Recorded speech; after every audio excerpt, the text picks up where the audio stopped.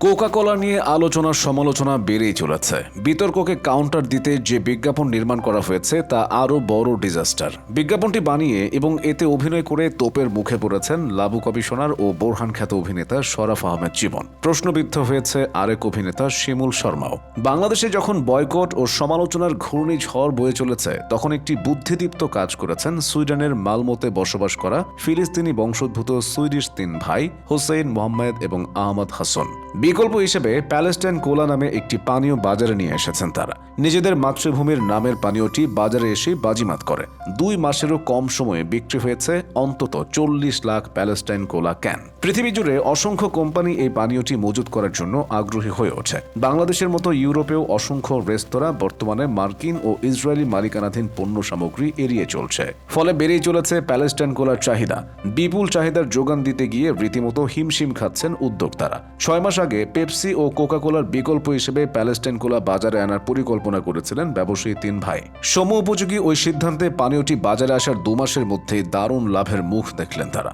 লাভই শুধু নয়, দাতব্য কার্যক্রম চালিয়ে যাচ্ছেন 3 ভাই। সামাজিক যোগাযোগ মাধ্যমে নতুন ব্র্যান্ড হিসেবে প্যালেস্টাইন কোলাকে স্বাগত জানিয়েছেন কোটি কোটি মানুষ। প্রশংসা করায় প্যালেস্টাইন কোলার ক্যানের নকশাটি। ক্যানের গায়ে রয়েছে ফিলিস্তিনের ঐতিহাসিক প্রতীক জলপাইয়ের ডাল এবং কেফিয়ার নকশা। উপরে লেখা সবার জন্য স্বাধীনতা। হাসান ভাইদের লক্ষ্য ফিলিস্তিন সম্পর্কে সচেতনতা বাড়ানো এবং গাজা ও পশ্চিম তীরের ক্ষতিগ্রস্ত মানুষদের সাহায্য করার জন্য দাতব্য সংস্থাগুলোর পাশে দাঁড়ানো। সামাজিক যোগাযোগ মাধ্যমে হোসেন হাসান জানান, গাজার শিশুদের উপর বিশেষ মনোযোগ রেখে সাধারণ ফিলিস্তিনিদের সাহায্য করার উদ্যোগ নিয়েছেন তারা। এই উদ্যোগের সঙ্গে একটি দাতব্য সংস্থা জড়িত, যে সংস্থাটি পরিচালিত হয় 2 জন নিবেদিত প্রাণ আইনজীবীর দ্বারা। তাদের লক্ষ্য ফিলিস্তিনের সাধারণ মানুষ, বিশেষ করে গাজার বাসিন্দাদের কাছে সরাসরি তহবিল সরবরাহ করা। প্যালেস্টাইন কোলা তৈরি করা হচ্ছে সাফাদ ফুডের অধীন। এই সাফাদ ফুডের নামকরণ করা হয়েছে বর্তমানে ইসরায়েলের অন্তর্ভুক্ত টাইবেরিয়াস হ্রদের উত্তরে অবস্থিত একটি শহরের নামানুসারে। হাসান ভাইদের পূর্বপুরুষেরা সেখান থেকে 1948 সালে লেবাননে পালিয়ে গিয়েছিলেন। পরে লেবানন থেকে বহিষ্কার করা হলে তারা সুইডেনে গিয়ে স্থায়ী হন। প্যালেস্টাইন কোলার প্রতিষ্ঠাতা 3 ভাইয়েরই জন্ম এবং বেড়ে ওঠা সুইডেনে। প্রায় 25 বছর আগে গাড়ির যন্ত্রাংশ বিক্রির ব্যবসা প্রতিষ্ঠা করে তারা সাফল্য অর্জন করেন। পরবর্তীতে রিয়েল এস্টেট ব্যবসায় মনোযোগ দিয়েও পান দারুণ সাফল্য।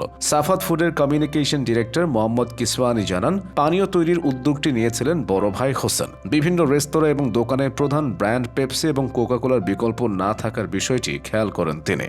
সাম্প্রতিক গাজা ইস্যুতে সুইডেন এবং ইউরোপের অনেক রেস্তোরাঁয় ইসরায়েলি যোগসূত্র রয়েছে। এমন পানীয়গুলো বিক্রি না করার উপায় খুঁজছিল। এরপরই তারা প্যালেস্টাইন কোলা তৈরির পরিকল্পনা করেন। এসেই বাজিমাত করে তাদের এই কোমল পানীয়। হাসান পরিবার এখন সাফাদ ফাউন্ডেশন প্রতিষ্ঠার পরিকল্পনা করছেন। এর মাধ্যমে সংগ্রহ করা তহবিল ফিলিস্তিনের বিভিন্ন প্রকল্পে দান করবেন তারা। বিশ্বজুড়ে চলমান বয়কট বিতর্কে পানীয়র বেশ কিছু ছোট ছোট ব্র্যান্ড জনপ্রিয় হয়ে উঠেছে। লেবাননে যেমন জাল্লোল এবং জি কোলা স্থানীয়দের কাছে ব্যাপক জনপ্রিয়তা পেয়েছে।